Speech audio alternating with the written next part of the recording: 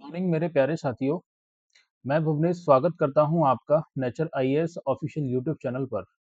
साथियों, क्षमा प्रार्थी हूं इस बात के लिए कि आपकी क्लास कंटिन्यू नहीं हो पाई। कुछ हेल्थ इश्यूज थे, इसलिए मैं क्लास को कंटिन्यू नहीं कर पाया।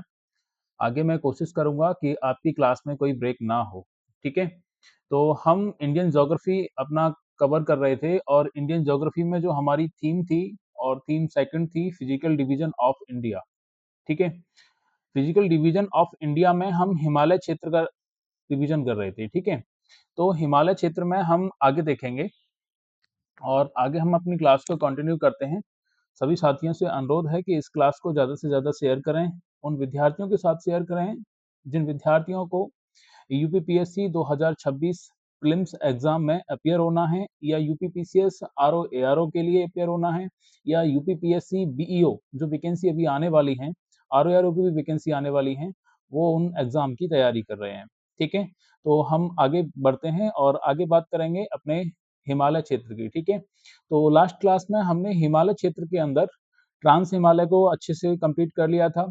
साथ ही साथ हमने इसमें महान हिमालय को भी देख लिया था। तो एक बार रिवीजन कर लेते हैं जरा, उसके बाद फिर हम आगे कंटिन्यू करेंगे। ठीक है। तो यहाँ देखते हैं, ये हमारा गिलगित बाल्टिस्तान जम्मू कश्मीर रीजन है और ये लद्दाख अक्साई चीन वाला पार्ट है। इधर हम नीचे आएंगे तो ये हिमाचल प्रदेश, इधर आएंगे तो ये उत्तराखंड वाला रीजन हो जाएगा और ये आपका सिक्किम। आगे हम चलेंगे तो इधर अरुणाचल प्रदेश और नीचे जब हम आएंगे तो ये म्यांमार की सीमा साझा होती है नागालैंड, मणिपुर और मिजोरम के साथ में। ठीक है। तो यहाँ हम देखेंगे, अपना एक बार रिवीजन देख लेते हैं जो हमने लास्ट क्लास में अपना कंप्लीट किया है। ठीक है। तो मैंने आपको बताया था ट्रांस हिमालय में जो सीरीज है, ठीक है, वो ये पहली सीरीज है, इसका नाम है काराकोरम। ठीक है। काराकोरम सीरीज का नाम क्या है साथियों? काराकोरम है। यहाँ आपकी पामीर नॉट की अवस्थिति है। यहाँ साथियों जो आपकी पामीर नॉट की अवस्थिति है और इस पामीर नॉट से एक सीरीज आपकी इधर निकलती है, उसका नाम है किरथर। ठीक है। किरथर, किरथर श्रेणी, किरथर श्रेणी।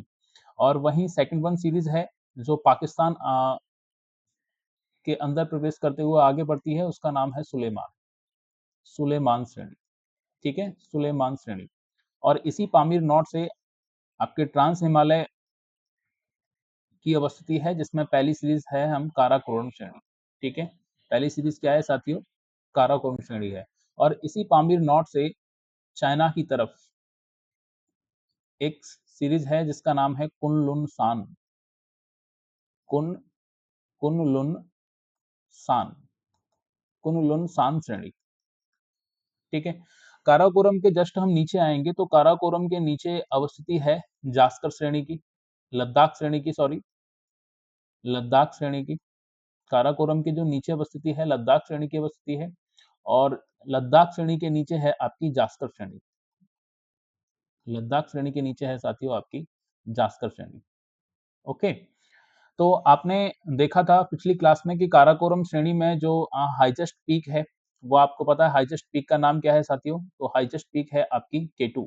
ठीक है, K2 की अवस्थिति है। और लद्दाख सीरीज में आपकी राकापोसी जो सबसे ऊंची चोटी है वो राकापोसी है। और वहीं जास्कर में बात करेंगे तो इस चोटी का नाम है कामेत। ठीक है।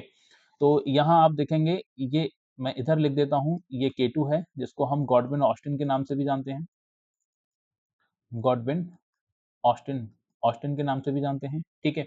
यही आपकी अवस्थिति है काराकोरम दर्रे की। और ये जो है आपकी, ये है राकापोसी, राकापोसी है। ठीक है। इस चोटी का नाम क्या है? राकापोसी है। और वहीं जास्कर में बात करेंगे तो जो जास्कर सीरीज है, ठीक है, और जास्कर सीरीज की जो सबसे ऊंची जो चोटी है उसको हमने नाम दिया है इधर कामेत। ठीक है।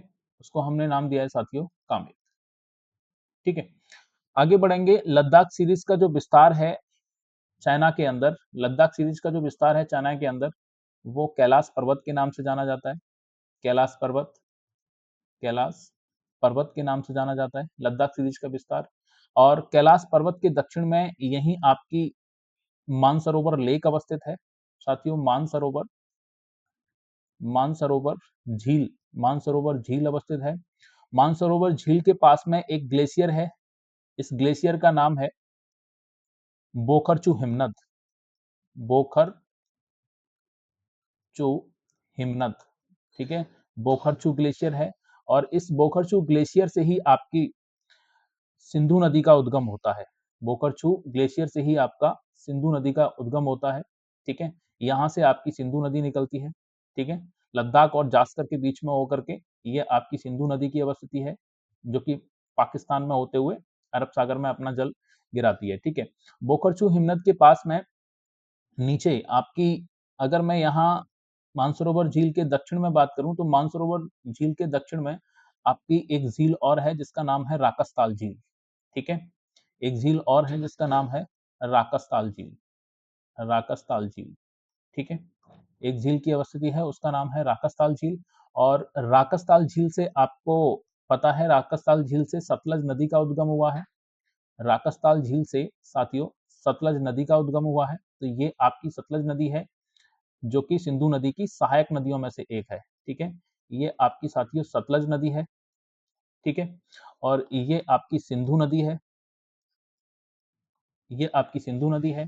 और वहीं हम आगे बात करेंगे तो यहाँ मानसरोवर झील के पास में एक ग्लेशियर और है, उस ग्लेशियर का नाम है चेमा युंगडुंग ग्लेशियर, ठीक है। उस ग्लेशियर का नाम क्या है? चेमा चेमा युंगडुंग ग्लेशियर, ठीक है। चेमा युंगडुंग ग्लेशियर, ठीक है। चेमा युंगडुंग ग्लेशियर से आपकी एक नदी का उद्गम होता है और उस नदी का नाम है ब्रह्मपुत्र, ठीक है, जो कि तसांगपो नाम से जानी जाती है तिब्बत में। और जैसे ही यहाँ प्रवेश करती है अरुणाचल प्रदेश से तो इसको दिहांग नाम से जाना जाता है। और असम में इस नदी को ब्रह्मपुत्र के नाम से जाना जाता है। और फिर वहीं बांग्लादेश में जब एंटर करती है तो इस नदी को फिर हम जमुना के नाम से जानते हैं, ठीक है। तो ये है आपकी ब्रह्मपुत्रा नदी, ये है आपकी ब्रह्मपुत्रा नदी। ये मैं डायग्राम जो बना रहा हूँ, ये मैपिंग में जो आपके लिए करा रहा हूँ, ये काफी जटिल होने वाली है, मेरे साथ ही साथ इसको कंटिन्यू करें तो ज्यादा बेटर होगा, ठीक है। चलिए आगे हम बात करेंगे और आगे हम देखेंगे इसमें, आगे हम देखेंगे महान हिमालय की अवस्थिति, ठीक है। आगे हम देखेंगे इसमें महान हिमालय की अवस्थिति को। तो महान हिमालय की अवस्थिति देखें तो कुछ इस प्रकार यहाँ से शुरुआत होती है महान हिमालय की। और ये कुछ यहाँ इस तरीके से महान हिमालय की अवस्थिति है, जो कि महान हिमालय का जो अंत होता है वो लास्ट वाला जो पॉइंट है इसको हम जानते हैं नामचा बरवा, नामचा बरवा, ठीक है। ये नामचा बरवा चोटी है। और शुरुआत कहाँ से होती है साथियों? यहाँ पे एक चोटी का नाम है जिसका नाम है नंगा पर्वत। इसका नाम क्या है? नंगा पर्वत, ठीक है, नंगा पर्वत नाम है। वहीं महान हिमालय के अगर हम दक्षिण में बात करेंगे तो महान हिमालय के दक्षिण में आपकी अवस्थिति है लघु एवं मध्य हिमालय की, ठीक है। किसकी अवस्थिति है साथियों? लघु एवं मध्य हिमालय की अवस्थिति है। यहाँ दक्षिण में आपकी लघु एवं मध्य हिमालय की अवस्थिति है। दक्षिण में आपकी लघु एवं मध्य हिमालय की अवस्थिति है। और ये है साथियों आपका महान हिमालय, ठीक है। ये है आपका महान हिमालय। डायग्राम काफी कॉम्प्लिकेटेड होता जा रहा है, मेरे साथ ही साथ इसको ड्रॉ करें, ठीक है। लघु एवं मध्य हिमालय से जब हम दक्षिण में चलेंगे तो यहाँ आपकी अवस्थिति है शिवालिक की, ठीक है। साथियों जो तीसरी सीरीज का नाम है महान हिमालय की का, उसका नाम क्या है? शिवालिक, ठीक है। इस सीरीज का नाम है शिवालिक, शिवालिक हिमालय, ठीक है। इसका नाम क्या है? शिवालिक हिमालय। तो मैंने जैसे आपको बताया कि ये पामीर नॉट है और पामीर नॉट से कुछ श्रेणियों का निकलना होता है, जैसे कि अफगानिस्तान की तरफ एक सीरीज है उसका नाम है केतर श्रेणी, पाकिस्तान की तरफ एक सीरीज है जिसका नाम है सुलेमान श्रेणी, और चाइना की तरफ एक सीरीज निकलती है पामीर नॉट से, उसका नाम है कुन लुन सान, ठीक है साथियों। क्या है? कुन लुन सान, कुन लुन सान श्रेणी, ठीक है। और वहीं से ट्रांस हिमालय की पहली जो सीरीज है उसका नाम है काराकोरम, फिर आपका दूसरे का नाम है लद्दाख और तीसरी का नाम है जास्कर, ठीक है। तो इसमें हम आगे बढ़ेंगे और आगे आपसे बात करेंगे। कई प्रकार के प्रश्न यहाँ से आयोग के द्वारा पूछे जाते हैं, जैसे कि पहला प्रश्न आपसे आयोग के द्वारा ये पूछा जा सकता है इसमें। चलिए आगे हम बढ़ते हैं। और जो पहला प्रश्न है आपसे, आयोग के द्वारा पहला प्रश्न आपसे ये पूछा जा सकता है इसमें, देखिए पहला प्रश्न क्या पूछा जा सकता है आयोग के द्वारा कि हिमालय की, जो क्वेश्चन होगा वो क्या होगा, हिमालय की हिमालय की प्रमुख चोटियों को, हिमालय की प्रमुख चोटियों को ईस्ट से वेस्ट क्रम में लगाएं, ठीक है, या वेस्ट से ईस्ट क्रम में लगाएं, ठीक है। तो ये दो प्रकार से आपसे यहाँ प्रश्न पूछे जा सकते हैं और मैं आपको ये एक लाइन ड्रॉ करता हूँ और इसी लाइन पे इधर हम वेस्ट को रखेंगे और इधर हम ईस्ट को रखेंगे, ठीक है। और इसी लाइन पे हम समझ लेंगे कि कौन कौन सी प्रमुख श्रेणियां हैं जो वेस्ट टू ईस्ट हैं, ठीक है। तो हिमालय की जो प्रमुख श्रेणी में जो सबसे पहली श्रेणी है उसका नाम है नंगा पर्वत, ठीक है। पहली जो सीरीज है उसका नाम क्या है साथियों, नंगा पर्वत है, जो कि आपकी लद्दाख में स्थित है, जो कि कहाँ स्थित है साथियों, लद्दाख में। वहीं हम दूसरी सीरीज की बात करेंगे तो दूसरी है आपकी नंदा देवी, दूसरी सीरीज है वो आपकी नंदा देवी है, ठीक है। नंदा देवी आपको पता है यूके में स्थित है, ठीक है, यानी कि अपना यूके, भारत वाला यूके, ठीक है, यूनाइटेड किंगडम नहीं, उत्तराखंड, नंदा देवी, ठीक है। तीसरी सीरीज की बात करेंगे तो तीसरी सीरीज का नाम है धौलागिरी, ठीक है। तीसरी सीरीज का नाम है, तीसरी जो चोटी है सॉरी, उसका नाम है धौलागिरी, जो कि धौलागिरी की अवस्थिति साथियों नेपाल में है। धौलागिरी की अवस्थिति कहाँ है, नेपाल में है। और वहीं आगे हम बात करेंगे चौथी चोटी की, तो चौथी जो चोटी है ये आपकी दिस वन वन हो गई, ये सेकंड हो गई, ये आपकी थर्ड हो गई, ये आपकी फोर्थ वन हो गई, ठीक है। और फोर्थ वन चोटी है वो है उसका नाम अन्नापूर्ण, ठीक है। फोर्थ वन चोटी है उसका नाम क्या है, अन्नापूर्ण, ठीक है, अन्नापूर्णा। अन्नापूर्णा चोटी की जो अवस्थिति है वो भी कहाँ है, नेपाल में अवस्थित है। आगे हम बात करें इसमें तो अन्नपूर्णा के बाद में आपकी जो पांचवी चोटी आती है, पांचवी चोटी का नाम है माउंट एवरेस्ट, माउंट एवरेस्ट, जो कि विश्व की सबसे ऊंची चोटियों में इनको शुमार मतलब शामिल किया जाता है, ठीक है। अब आगे छह सिक्स नंबर पे बात करेंगे तो सिक्स नंबर का नाम है मकालू, ठीक है, मकालू, ठीक है। मकालू की भी अवस्थिति कहाँ है साथियों, नेपाल में है। माउंट एवरेस्ट की भी अवस्थिति कहाँ है, नेपाल में है। और वहीं सातवें नंबर पे बात करेंगे तो सातवें नंबर पे आपकी सिक्किम में आती है कंचनजंगा, कंचनजंगा, जो कि कहाँ अवस्थित है, ये सिक्किम में अवस्थित है, ठीक है। कंचनजंगा जो कि कहाँ अवस्थित है साथियों, सिक्किम और नेपाल की सीमा पर अवस्थित है, ऐसे भी हम लिख सकते हैं सिक्किम और नेपाल की सीमा पर, सिक्किम नेपाल सीमा पर, ठीक है।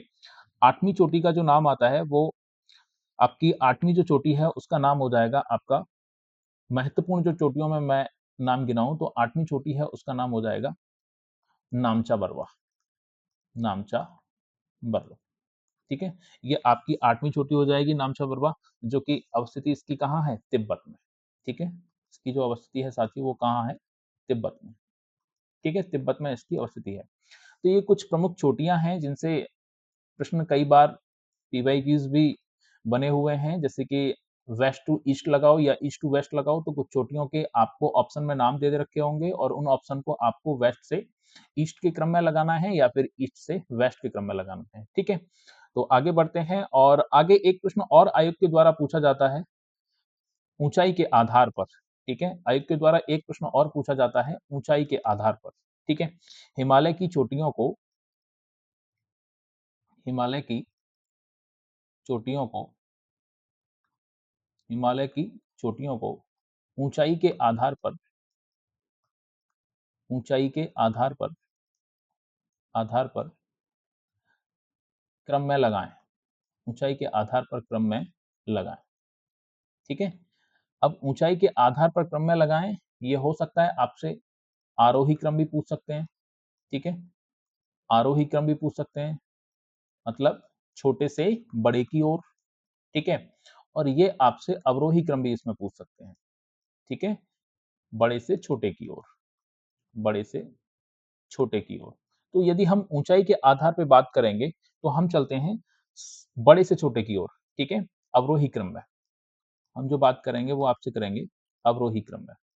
और अवरोही क्रम में जो पहली चोटी है उस पहली चोटी का नाम क्या है, आप सभी को पता है उस चोटी का नाम है माउंट एवरेस्ट, ठीक है, माउंट एवरेस्ट, ठीक है। इसकी हाइट कितनी है? 8848 मीटर, ठीक है।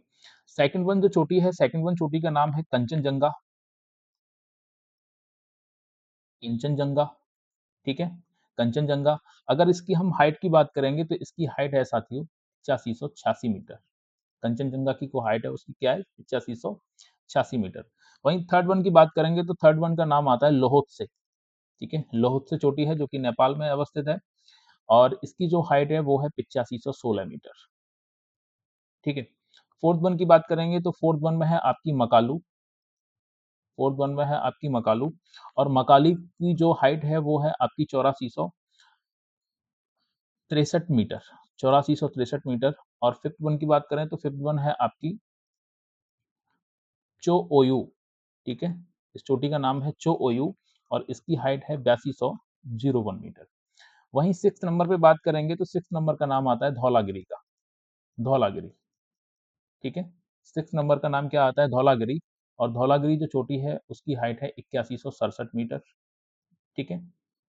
और सातवें नंबर पे बात करेंगे तो इसका नाम है मनसालू, ठीक है। सातवें नंबर पे जो बात करेंगे तो इसका नाम है मनसालू और जो मनसालू है इस मनसालू की हाइट है साथियों 8163 मीटर, ठीक है। आठवें नंबर पे देखें तो आठवें नंबर पे बात करेंगे तो आठवें नंबर पे चोटी का नाम है अन्नापूर्णा, ठीक है। और अन्नापूर्णा की हाइट जो दे रखी है वो आपकी 8091 मीटर है, ठीक है। वहीं नाइन्थ नंबर पे देखें तो आपका नाइन्थ नंबर पे यदि हम देखें, देखो मंसालू और अन्नापूर्णा के बीच में आपको एक चोटी और ध्यान रखनी है, उसका नाम है नंगा पर्वत, ठीक है, नंगा पर्वत। नंगा पर्वत और नंगा पर्वत की जो हाइट है वो लगभग 8125 मीटर के आसपास है, ठीक है, जो कि मंसालू के बाद ऑर्डर में लेगी, अपना स्थान मंसालू के बाद आएगा इसका स्थान, ठीक है। अन्नपूर्णा आएगी फिर नंगा पर्वत के बाद में, तो ये आपका 10वां नंबर हो जाएगा, ठीक है साथियों, ये आपका हो जाएगा 10वां नंबर, ठीक है। और 10वें नंबर की यदि हम बात करें इसमें आगे, मैं इसको रेस्ट करता हूँ, चलिए, ये आपका 9th नंबर हो जाएगा, ठीक है। और ये आपका 8 नंबर हो जाएगा नंगा पर्वत का, ठीक है। और 10वें नंबर पे बात करेंगे तो 10वें नंबर पे लास्ट जो चोटी है आपकी वो है नंदा देवी, ठीक है। और जो नंदा देवी है उसकी जो हाइट है वो है 7816 मीटर, ठीक है। तो ये कुछ प्रमुख चोटियां हैं जिनको मैंने एक ऑर्डर में लगाया है और ऑर्डर है बड़े से छोटा, ठीक है। माउंट एवरेस्ट सबसे हाईएस्ट पीक है, ठीक है। कंचनजंगा सेकंड वन है, third one Lhotse, fourth one Makalu, fifth one Cho Oyu और Dhaulagiri six one, seventh number पे मंसालू और 8 नंबर पे आपकी नंगा पर्वत जो कि हाइट इसकी 8125 मीटर है, ठीक है। और इसमें आगे बात करेंगे तो अन्नापूर्णा, अन्नापूर्णा की हाइट है 8091 मीटर और जो 10वें नंबर पे बात करेंगे तो ये है नंदा देवी जिसकी हाइट कितनी है? 7816 मीटर। तो इसको हमने देखा, दो प्रकार से प्रश्न आयोग के द्वारा पूछे जाते हैं। एक आपसे प्रश्न ये पूछ लिया जाएगा कि ईस्ट टू वेस्ट मुख्य चोटियों को लगाइए और दूसरा प्रश्न आपसे ये पूछ लिया जाएगा कि चोटियों को 4 ऑप्शन में आपको दिया जाएगा और इनको ऊंचाई के आधार पर अवरोही क्रम या आरोही क्रम में आपसे लगाने को लिए आ जाएगा, ठीक है। चलिए आगे बढ़ते हैं और आगे हम बात करेंगे, चलिए आगे बढ़ते हैं और आगे हम देखेंगे इसमें, एक मिनट,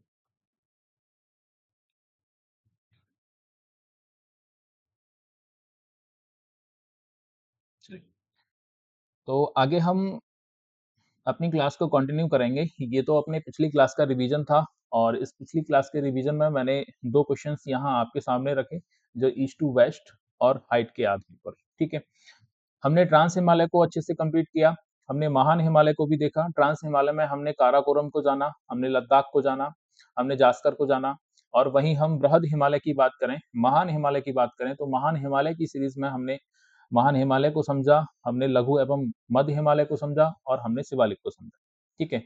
भारत का भौगोलिक विभाजन के अंदर अब हम तीसरे सेगमेंट पे चलते हैं और तीसरा सेगमेंट है हमारा पूर्वोत्तर भारत, ठीक है। और इस पूर्वोत्तर भारत के अंदर हम आगे पढ़ने जा रहे हैं पूर्वांचल एवं हिमालय क्षेत्र या पूर्वांचल और हिमालय क्षेत्र, ठीक है।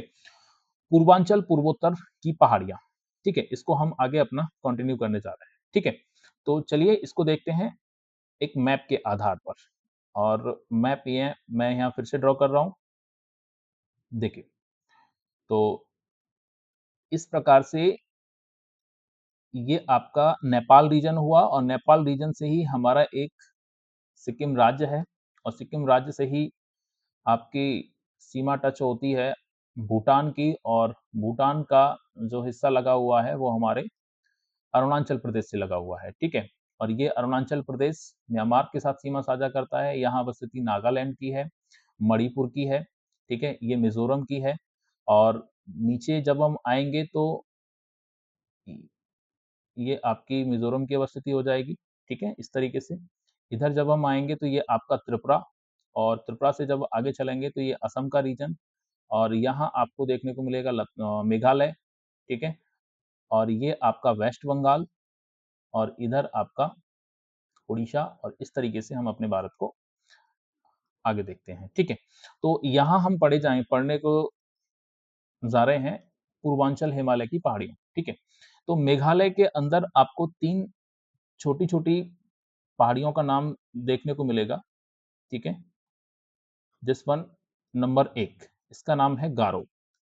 ठीक है, सेकंड वन इसका नाम है खासी, खासी पहाड़ी। ठीक है, और थर्ड जो इसका नाम है जयंतिया। ठीक है, जयंतिया। तो ये मेघालय के अंदर हैं, गारो, खासी, जयंतिया।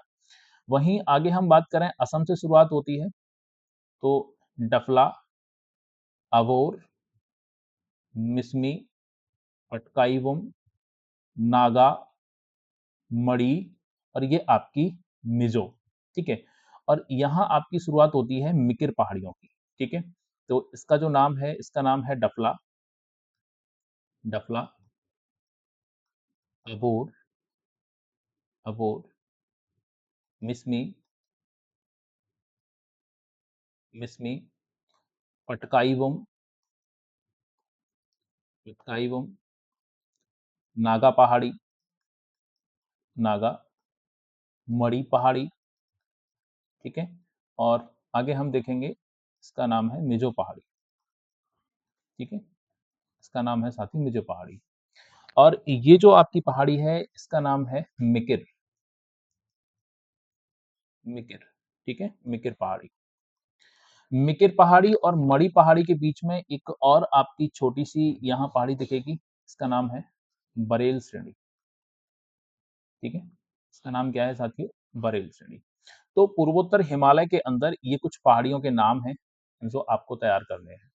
ठीक है, यहाँ से प्रश्न कई बार पूछा जाता है कि डफला, अबोर, मिसमी, पटकाईवुम, नागा ये किस हिमालय के पार्ट हैं। ठीक है, तो आगे हम चलते हैं और आगे हम देखेंगे। चलिए, तो भारत के भौगोलिक विभाजन के अंदर हम पूर्वांचल रीजन को पढ़ने जा रहे हैं, और पूर्वांचल में हम हिमालय क्षेत्र को पढ़ेंगे। ठीक है, यदि हम पूर्वोत्तर पहाड़ियों के विस्तार को देखें तो पूर्वोत्तर राज्यों में दिहांग गॉर्ज, ठीक है, दिहांग गॉर्ज जहां से ब्रह्मपुत्र नदी भारत में प्रवेश करती है, दिहांग गॉर्ज के पूरब में पहाड़ियों का विस्तार उत्तर से दक्षिण तक है। जैसे मैंने आपको बताया, इधर इधर अवस्थिति है आपकी पटकाईवुम की, नागा, मणि और मिजो। ठीक है, इन पहाड़ियों को सामूहिक रूप से पूर्वांचल कहा जाता है। यदि हम इनके निर्माण की बात करें तो इन पहाड़ियों का निर्माण इंडो ऑस्ट्रेलियाई और बर्मा प्लेट के अभिसरण से हुआ है। ठीक है, इंडो ऑस्ट्रेलियाई प्लेट और बर्मा प्लेट जब दोनों आपस में कन्वर्जेंस की, यानी दोनों आपस में मिली आकर के, तो इनके मिलने से ही जो बीच में मलबा था उस मलबे में फोल्ड आया, यानी कि मुड़ाव पड़ा, और उसी मुड़ाव के कारण इन पहाड़ियों का उदय हुआ। ठीक है, हम संरचना को देखें तो ये पहाड़ियां मुख्य रूप से बलुआ पत्थर की बनी हुई हैं, जिसमें यदि प्रमुख चोटी देखें तो सारामती नागा हिल्स की सबसे ऊंची चोटी है। जो सारामती चोटी है नागा हिल्स की सबसे ऊंची चोटी है। और वहीं आगे हम बात करेंगे ब्लू माउंटेन, ब्लू माउंटेन को फोंगपुई के नाम से भी जाना जाता है, जो कि मिजो हिल्स की सबसे ऊंची चोटी है। ठीक है, ब्लू माउंटेन को फोंगपुई के नाम से जाना जाता है, जो कि मिजो मिजो हिल्स की क्या है साथियों? सबसे ऊंची चोटी है। ठीक है, चलिए, तो आगे हम इसकी विशेषताओं को देखते हैं कि पूर्वांचल हिमालय की और क्या-क्या विशेषताएं हैं। कि मिजो हिल्स को हम लोसाई हिल्स के नाम से भी जानते हैं। वहीं बरेल श्रेणी नागा पहाड़ी और मणि पहाड़ियों को अलग करती है। बरेल श्रेणी जो है वो आपकी नागा पहाड़ी और मणि पहाड़ियों को अलग करती है। और बरेल श्रेणी की जो अवस्थिति है वो देखो, इधर है पटकाई, इधर है नागा और इधर है आपकी मणि, ठीक है, और इधर है आपकी बरेल, ये मिकिर पहाड़ी। ये अवस्थिति है आपकी बरेल श्रेणी, ये है आपकी बरेल श्रेणी, ठीक है। तो यहाँ दो प्रकार से प्रश्न बन सकता है, ये है आपकी मिकिर और ये है आपकी पटकाई बम और ये है नागा नागा पहाड़ी और ये है आपकी मणि पहाड़ी, ठीक है। तो दो प्रकार से प्रश्न बरेल श्रेणी से पूछने को आता है कि बरेल श्रेणी की अवस्थिति किन किन पहाड़ियों के बीच में है। तो एक नागा पहाड़ी और मणि पहाड़ी के बीच में। सेकंड वन प्रश्न आपसे ये भी पूछ लिया जाएगा कि बरेल जो श्रेणी है वो किन पहाड़ियों के बीच में है, तो फिर वहां ऑप्शन में आपको मिकिर देखने को मिलेगी और मणि देखने को मिलेगी, ठीक है। तो मिकिर और मणि के बीच में बरेल श्रेणी की अवस्थिति है और नागा और मणि के बीच में यहाँ बरेल श्रेणी की अवस्थिति है, ठीक है। आगे बात करेंगे तो इस क्षेत्र में मानसूनी हवाओं के माध्यम से भारी वर्षा होती है, इसलिए यहाँ सदाबहार वनस्पति और उच्च जैव विविधता पाई जाती है, ठीक है। यह दुनिया के 36 जैव विविधता हॉटस्पॉट इंडो बर्मा क्षेत्र में शामिल किया जाता है, ठीक है। विश्व में यदि हम जैव विविधता हॉटस्पॉट की बात करेंगे तो वो 36 है, लेकिन भारत में जैव विविधता हॉटस्पॉट की संख्या 4 है और उन 4 में से एक क्षेत्र है अपना पूर्वांचल क्षेत्र, ठीक है, जो इंडो बर्मा क्षेत्र के नाम से जानते हैं, ठीक है। मोलासिस बेसिन क्या है? तो मोलासिस बेसिन, मिजोरम को मोलासिस बेसिन इसलिए कहा जाता है क्योंकि यह नर्म असंपीडित निक्षेपों से बना हुआ है। जो मिजो पहाड़ियां हैं, मिजो पहाड़ियों से जो नदियों का उद्गम हुआ है वो अपने साथ अवसादों को लेकर के आती हैं और एक खड्ड में जमा करती हैं, ठीक है। और ये खड्ड जब भर जाता है तो यहाँ की मिट्टी उपजाऊ हो जाती है, ठीक है। और इस उपजाऊ मिट्टी को ही हम मोलासिस बेसिन्स के नाम से समझ रहे हैं, ठीक है। आगे हम बात करेंगे कश्मीर के क्षेत्रीय प्रभाग की। अब हमारा सेकंड टॉपिक है आज की क्लास में हिमालय के क्षेत्रीय प्रभाग, ठीक है। आगे हम देखते हैं कि हिमालय के क्षेत्रीय प्रभाग को किस प्रकार पढ़ेंगे, ठीक है। चलिए, देखिए, मैंने आपको बताया कि यहाँ जो सीरीज है इसका नाम क्या है? कैलाश पर्वत, ठीक है। कैलाश पर्वत सीरीज का नाम क्या है साथियों? कैलाश पर्वत, जो कि लद्दाख श्रेणी का विस्तार है तिब्बत के अंदर, ठीक है। कैलाश पर्वत के नीचे है आपकी Mansarovar lake, Mansarovar lake, Mansarovar lake, ठीक है, मानसरोवर झील। और मानसरोवर झील के ही दक्षिण में स्थित है आपकी राकस ताल झील, राकस राकस ताल झील, ठीक है, राकस ताल झील। और मानसरोवर के पास में ही एक ग्लेशियर है बोकरचू हिमनद, ठीक है। बोकरचू हिमनद से ही आपकी सिंधु नदी का उद्गम हुआ है, ठीक है। बोकरचू हिमनद से ही आपका सिंधु नदी का उद्गम हुआ है साथियों। इस नदी का नाम है सिंधु नदी, ठीक है, सिंधु नदी।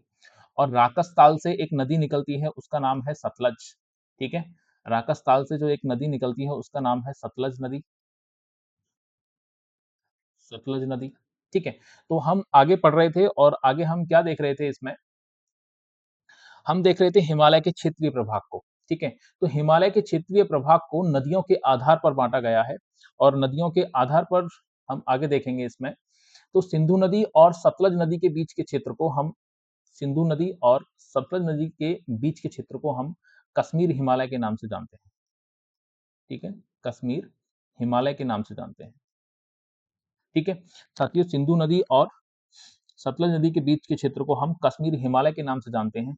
अगर हम इसके चौड़ाई की बात करें तो लगभग 560 किलोमीटर इसकी चौड़ाई है, ठीक है। इसमें महत्वपूर्ण अगर सीरीज की बात करेंगे तो जास्कर कश्मीर हिमालय में ही आती है, आपकी पीर पंजाल भी कश्मीर हिमालय में ही देखने को मिलती है और धौलाधर श्रेणी भी देखने को मिलती है, ठीक है। कश्मीर हिमालय की अगर सबसे ऊंची चोटी की बात करेंगे तो इस हिमालय की सबसे ऊंची चोटी का नाम है नंगा पर्वत, ठीक है। इस हिमालय की सबसे ऊंची चोटी का नाम क्या है? नंगा पर्वत है, ठीक है। चलिए आगे देखते हैं और आगे हम इसमें चलेंगे। जो हमारा सेकंड वन हमने जो हिमालय का विभाजन किया वो है कुमायूं हिमालय और सतलज नदी, और यहाँ से आपकी एक नदी निकलती है जिसका नाम है काली, ठीक है। नेपाल के रीजन से एक नदी निकलती है काली नदी, ठीक है। इसका नाम है काली नदी, काली नदी। साथियों, इसका नाम क्या है? काली नदी। सतलज और काली नदी के बीच में अवस्थिति है कुमायूं हिमालय की, ठीक है। सतलज और काली नदी के बीच में जो अवस्थिति है ये अवस्थिति है साथियों कुमायूं हिमालय की, ठीक है। ये अवस्थिति कुमायूं हिमालय की है। यदि हम इसकी चौड़ाई की बात करेंगे तो इसकी चौड़ाई है 320 किलोमीटर, ठीक है। इसमें और आगे देखें तो आपका काली, और यहाँ से आपकी एक नदी निकलती है तीस्ता, ठीक है, जो कि तिब्बत और सिक्किम वाले रीजन से एक नदी निकल करके आती है तीस्ता, ठीक है। ये नदी है आपकी तीस्ता नदी, ये है आपकी तीस्ता नदी।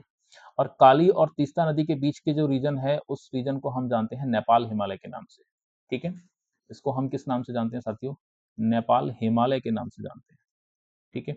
और ये जो नेपाल हिमालय है, वो सभी हिमालयों में सबसे बड़ा क्षेत्रफल रखता है, 800 किलोमीटर के चौड़ा है ये, ठीक है। कितना चौड़ा है ये? 800 किलोमीटर चौड़ा है। आगे हम देखें तो आगे फिर से हम देखेंगे कि यहाँ मानसरोवर झील के पास में एक ग्लेशियर है, उसका नाम है चेमा युंगडुंग ग्लेशियर, और चेमा युंगडुंग ग्लेशियर से निकलती है ब्रह्मपुत्रा।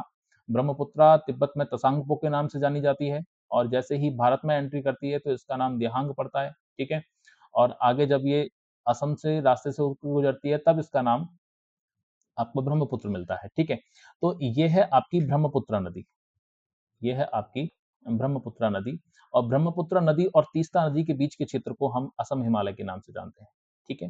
बीच के क्षेत्र को हम किस नाम से जानते हैं?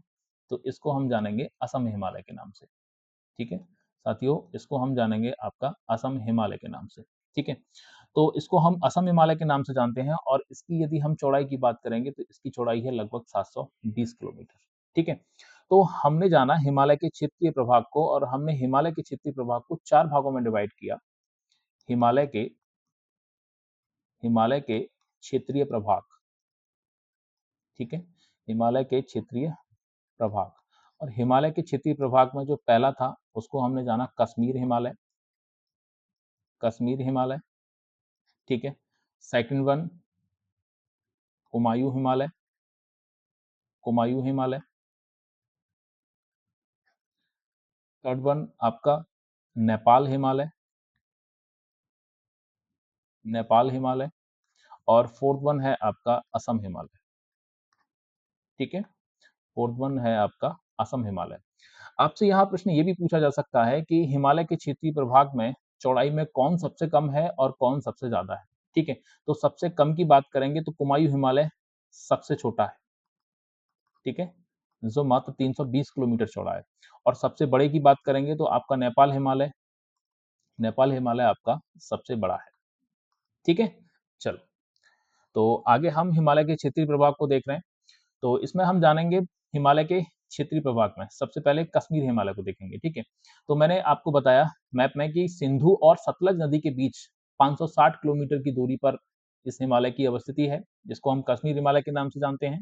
और इस कश्मीर हिमालय में जास्कर, कश्मीर हिमालय में साथियों जास्कर, पीर पंजाल, धौलाधर इस क्षेत्र की प्रमुख श्रेणियां हैं। और कश्मीर हिमालय की यदि सबसे ऊंची चोटी की बात करेंगे तो नंगा पर्वत इस क्षेत्र की सबसे ऊंची चोटी है। और कश्मीर हिमालय के अंदर कुछ महत्वपूर्ण पर्यटन स्थल हैं, धार्मिक स्थल हैं, जैसे चरार ए शरीफ दरगाह, वैष्णो देवी, अमरनाथ जैसे प्रमुख धार्मिक स्थल भी अवस्थित हैं, ठीक है। आगे हम बात करेंगे तो आगे चलते हैं और सेकंड वन की बात करेंगे कुमायूं हिमालय में, ठीक है। कुमायूं हिमालय में यदि हम देखें तो इसका विभाजन सतलज नदी और काली नदियों के बीच का क्षेत्र है, और जो लगभग 320 किलोमीटर की दूरी पर स्थित है, ठीक है। नंदा देवी इस क्षेत्र की सबसे ऊंची चोटी है। तीर्थयार्थियों के प्रमुख स्थान जैसे कि गंगोत्री, गंगोत्री जो ग्लेशियर है वो आपका कुमायूं हिमालय में ही है। यमुनोत्री जो ग्लेशियर है वो भी आपका कुमायूं हिमालय में है। केदारनाथ की अवस्थिति भी आपकी कुमायूं हिमालय में है। बद्रीनाथ की भी अवस्थिति आपकी कुमायूं हिमालय में है। और हेमकुंड साहिब भी आपका इसी भाग में ही अवस्थित होता है, ठीक है। आगे चलते हैं और आगे तीसरे नंबर पे बात करेंगे हम नेपाल हिमालय की। और नेपाल हिमालय में पहला जो पॉइंट है वो ये है कि हिमालय का यह हिस्सा काली और तीस्ता नदी के बीच लगभग 800 किलोमीटर के क्षेत्र में फैला हुआ है, ठीक है। इस भाग में हिमालय की ऊंचाई सबसे अधिक है, ठीक है। नेपाल हिमालय के अंदर ही माउंट एवरेस्ट की अवस्थिति है, जो कि सबसे ऊंची चोटी है। माउंट एवरेस्ट इस भाग की सबसे ऊंची चोटी है, और यहाँ की अन्य प्रमुख चोटियां जैसे कंचनजंगा हो गया, मकालू और धौलागिरी। फोर्थ वन असम हिमालय को देखेंगे। असम हिमालय के अंदर आपका यदि विभाजन देखें तो तीस्ता और दिहांग नदी, ठीक है। दिहांग नदी यानी कि जब अरुणाचल प्रदेश में ब्रह्मपुत्रा प्रवेश करती है तो इसको दिहांग के नाम से जाना जाता है। तो तीस्ता और दिहांग के बीच का जो क्षेत्र है वो 720 किलोमीटर में फैला हुआ है।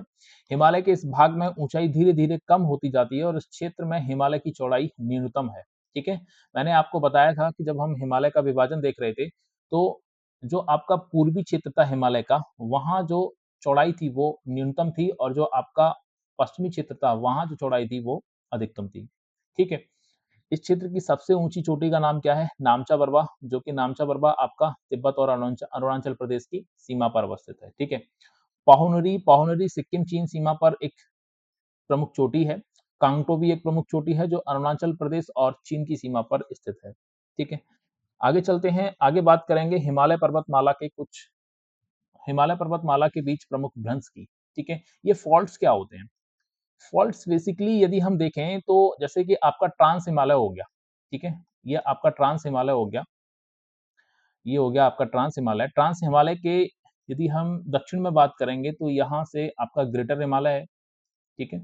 ग्रेटर हिमालय है, ग्रेटर हिमालय है और ग्रेटर हिमालय के दक्षिण में हमें लघु एवं मध्य हिमालय देखने को मिलता है, ठीक है? लघु एवं मध्य हिमालय देखने को मिलता है, ठीक है? मध्य हिमालय और लघु एवं मध्य हिमालय के दक्षिण में चलेंगे तो हमें अवस्थिति देखने को मिलती है शिवालिक हिमालय की, शिवालिक हिमालय की, ठीक है? तो ट्रांस हिमालय और ग्रेटर हिमालय के बीच में एक लाइन है जिसको हम फॉल्ट के नाम से जानते हैं, ठीक है? तो ट्रांस हिमालय और ग्रेटर हिमालय के जो अलग करती है उसका नाम है सिंधु सांगपो सचर जोन, ठीक है? ITSZ, जो कि ट्रांस हिमालय और मुख्य हिमालय के बीच स्थित है। वहीं मेन सेंट्रल थ्रस्ट की बात करेंगे तो ये महान हिमालय और मध्य हिमालय के बीच में है। एक दूसरी आपकी यहाँ फॉल्ट है, जो दूसरा फॉल्ट है उसका नाम है MCT, मेन सेंट्रल थ्रस्ट, ठीक है? Second one main central thrust और जो थर्ड है उसका नाम है MBT, जो कि आपका मध्य हिमालय एवं शिवालिक हिमालय के बीच अवस्थित है, ठीक है? इसका नाम है साथियों MBT, ठीक है? मेन बाउंड्री फॉल्ट इसको बोलते हैं, ठीक है? और शिवालिक हिमालय और उत्तरी मैदान के बीच में एक फॉल्ट की अवस्थिति है जिसका नाम है MFT, MFT, ठीक है? मेन फ्रंटियल थ्रस्ट, इसको हम बोलते हैं मेन फ्रंटियल थ्रस्ट। तो ये कुछ फॉल्ट्स हैं जो आपके हिमालय के बीच में हिमालय को डिवाइड करने का काम करते हैं, ठीक है? जैसे ट्रांस हिमालय और ग्रेटर हिमालय के बीच में ITC-SZ की अवस्थिति है, ठीक है? इसको इंडो तसांगपो सचर जोन के नाम से जानते हैं, ठीक है? इसकी फुल फॉर्म है Indo Tsangpo suture zone. Greater Himalaya और लघु एवं मध्य हिमालय के बीच में अवस्थिति है MCT की, इसको हम मेन सेंट्रल थ्रस्ट के नाम से जानेंगे। लघु एवं मध्य हिमालय के बीच ही अवस्थिति है आपकी MBT की, जिसको हम मेन बाउंड्री थ्रस्ट के नाम से जानते हैं, ठीक है? और शिवालिक हिमालय और यहाँ अगर नीचे बात करेंगे तो नीचे है आपका नॉर्थ प्लेन, ठीक है? नीचे है साथियों आपका नॉर्थ प्लेन, ठीक है? नॉर्थ प्लेन, उत्तरी मैदान, ठीक है? उत्तरी मैदान, ठीक है? तो शिवालिक हिमालय और उत्तरी मैदान के बीच में जो अवस्थिति है, वो है आपकी MFT की, ठीक है? जिसको मेन फ्रंटियल थ्रस्ट के नाम से जानते हैं। तो ये कुछ प्रमुख भ्रंश हैं। प्रश्न यहाँ से कई बार पूछा गया है कि MBT की अवस्थिति किन हिमालय श्रेणियों के बीच में है? ITSZ की अवस्थिति किन हिमालय श्रेणियों के बीच में है? ठीक है? MFT की अवस्थिति किन हिमालय श्रेणियों के बीच में है? तो ये कुछ आप अपना इसको तैयार करें, ठीक है? चलो।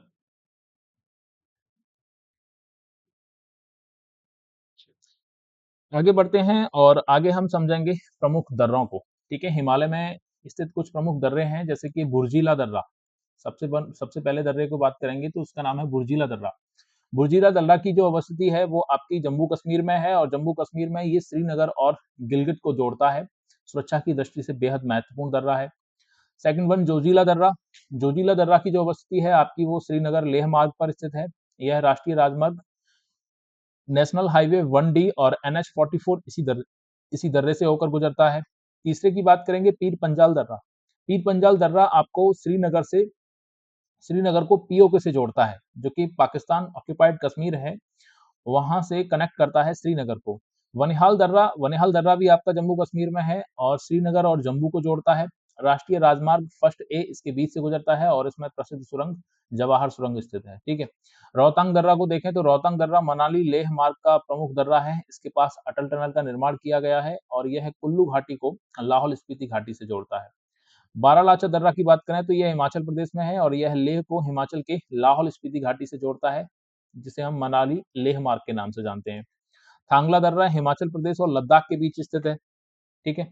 आगे बात करेंगे सिपकीला दर्रा। सिपकीला दर्रा जहां से आपकी सतलज नदी का भारत में प्रवेश होता है, ठीक है।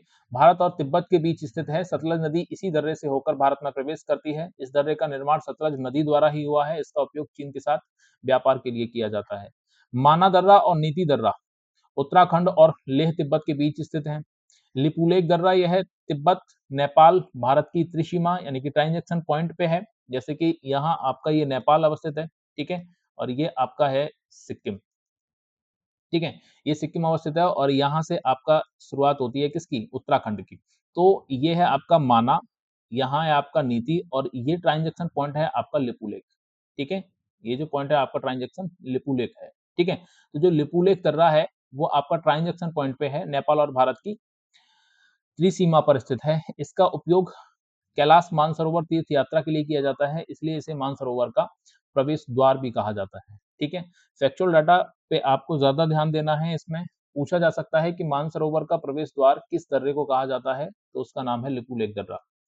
आगे बात करेंगे ट्रेल्स दर्रा की। तो ट्रेल्स दर्रा आपका उत्तराखंड में नंदा देवी और नंदकोट चोटियों के बीच स्थित है। यह पिंडार हिमनद घाटी और मिलाम हिमनद घाटी को जोड़ता है। नाथुला दर्रा की अवस्थिति आपकी सिक्किम में है और यह सिक्किम और तिब्बत के बीच स्थित है। प्राचीन जो सिल्क रूट था, ठीक है, प्राचीन जो सिल्क रूट था वो इसी दर्रे के माध्यम से लोग व्यापार किया करते थे और कैलाश मानसरोवर के तीर्थयात्री भी यहाँ से जाते हैं। जलेपला दर्रा भी सिक्किम में स्थित है, जो सिक्किम और तिब्बत के बीच स्थित है। बोमडीला दर्रा अरुणाचल प्रदेश में स्थित है, जो अरुणाचल प्रदेश को तिब्बत के बीच कनेक्ट करता है, ठीक है। यांग्याप दर्रा से ही आपकी ब्रह्मपुत्र नदी भारत में प्रवेश करती है और यांग्याप दर्रा अरुणाचल प्रदेश और तिब्बत की सीमा पर है, जो कि अरुणाचल प्रदेश को कनेक्ट करता है तिब्बत से। दिफू दर्रा देखें तो दिफू दर्रा यह म्यांमार और चीन और भारत की सीमा रेखा पर स्थित है, ठीक है। ये आपका जो दिफू दर्रा है ये म्यांमार, चीन और भारत की सीमा रेखा पर स्थित है।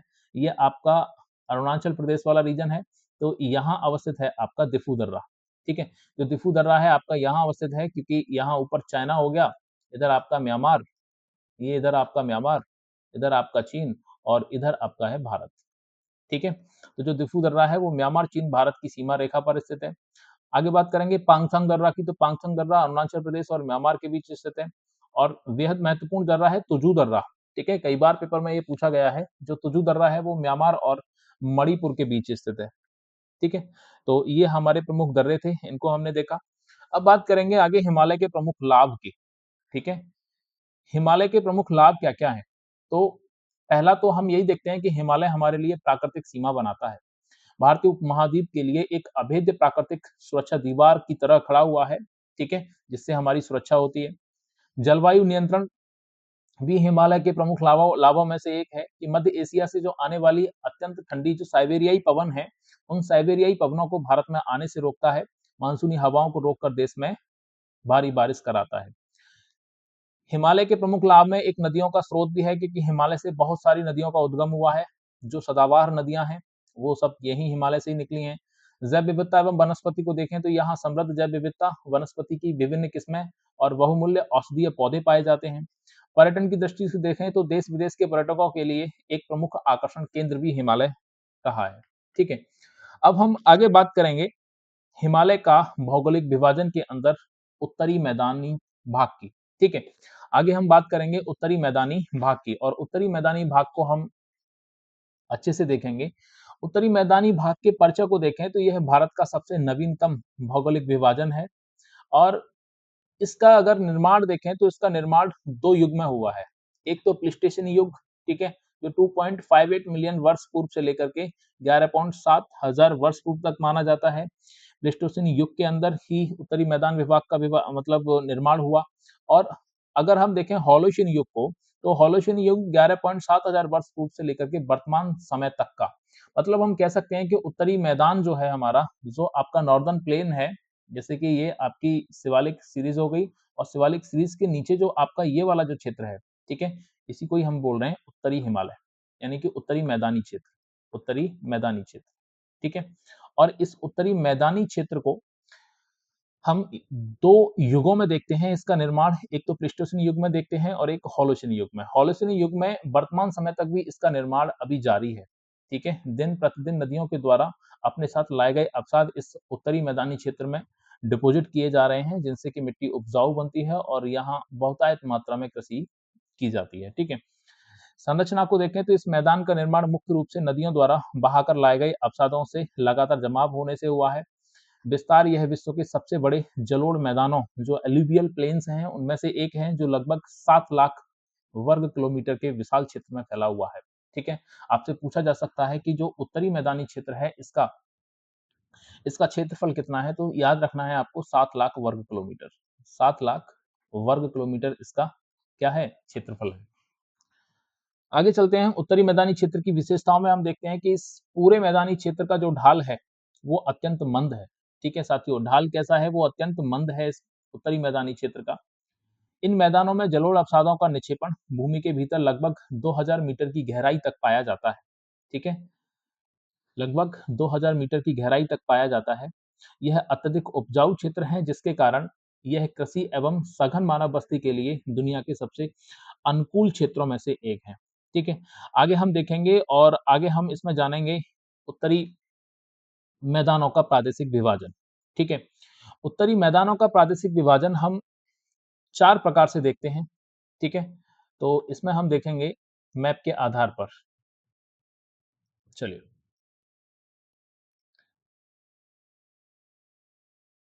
ये आपका राजस्थान की वसति हो जाएगी, यहाँ आपका पंजाब, और पंजाब से जब हम आगे चलेंगे तो ये जम्मू का रीजन हो जाएगा, ये कश्मीर, और यहाँ जब आगे आएंगे तो ये लद्दाख, और ये अक्साई चीन वाला हिस्सा होगा। ठीक है, अक्साई चीन से नीचे जब चल के आएंगे तो ये हिमाचल प्रदेश। ठीक है, हिमाचल प्रदेश से नीचे आएंगे ये उत्तराखंड। ठीक है, उत्तराखंड से आगे चलेंगे तो ये आपकी सिक्किम की अवस्थिति है, और यहाँ से अरुणाचल प्रदेश, और यहाँ नागालैंड, फिर आपका मणिपुर, फिर आपका मिजोरम। ठीक है, और यहाँ आपका कुछ इस तरीके से ये आपका त्रिपुरा वाला रीजन हो जाएगा, ये मेघालय, और ये आपका वेस्ट बंगाल। ठीक है, कुछ इस तरीके से हम आगे इसमें देखेंगे। ठीक है, तो इसमें हम बात करेंगे उत्तरी मैदानी क्षेत्र की। तो यहाँ तक तो आपको पता है साथियों कि ये जो आपका रीजन है, ये जो आपका रीजन है, ये है आपका हिमालय का रीजन। ठीक है, ये जो रीजन है साथियों, ये है आपका हिमालय का रीजन। ठीक है, अगर हम यहीं से देखें तो इसको थोड़ा सा मैं और आगे करता हूँ। ठीक है, इस मैप को थोड़ा सा और आगे बढ़ाता हूँ, और ये आपका कच्छ का रण और ये खंबात की खाड़ी। ठीक है, ये हमारा मैप कुछ आगे इस तरीके से बनेगा। ठीक है, तो इसमें हम आगे देखेंगे तो जो हमारा उत्तरी मैदानी क्षेत्र है, वो उत्तरी मैदानी क्षेत्र कुछ यहाँ से स्टार्ट होता है, राजस्थान के मैदानी क्षेत्र से स्टार्ट होता है। ठीक है, जहाँ हम सतलज मैदान देखते हैं, सिंधु का मैदान देखते हैं, और ये आपका आगे चल के गंगा का मैदान। ठीक है, और गंगा के मैदान में आगे हम देखेंगे तो यहाँ आपको देखने को मिलता है ये ब्रह्मपुत्र का मैदान, और कुछ इस तरीके से। ठीक है, तो ये जो रीजन है आपका, इसी रीजन को हमने नाम दिया है उत्तरी मैदानी क्षेत्र। ठीक है, इसी को हमने साथियों नाम क्या दिया है, उत्तरी मैदानी क्षेत्र। ठीक है, तो मेरे साथ साथ मैप से स्टडी करें आप। ठीक है, मैप को साथ ही साथ बनाएं।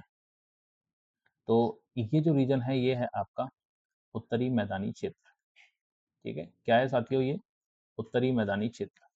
इसका यदि हम क्षेत्रफल देखें तो क्षेत्रफल है इसका 7 लाख वर्ग किलोमीटर। ठीक है, क्षेत्रफल क्या है साथियों, 7 लाख वर्ग किलोमीटर। अब हम उत्तरी मैदानी क्षेत्र का विभाजन करते हैं। ठीक है, उत्तरी मैदानी क्षेत्र,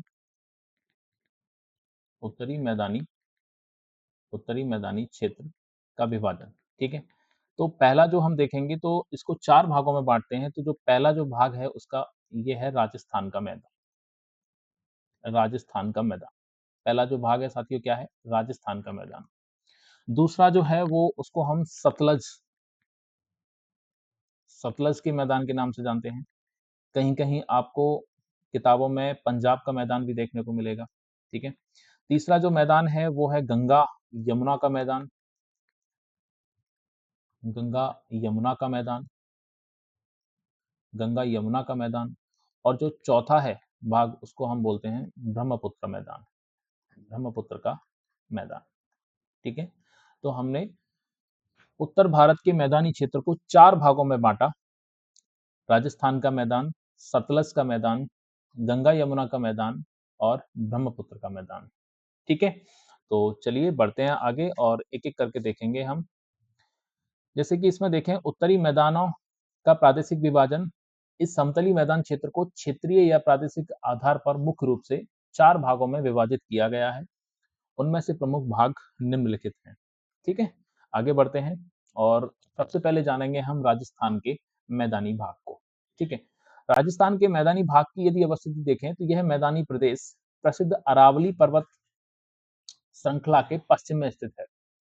यदि मैं फिर से यहाँ एक छोटा सा मैप यदि आपके लिए बनाऊं तो ये आपका राजस्थान का रीजन हो जाएगा।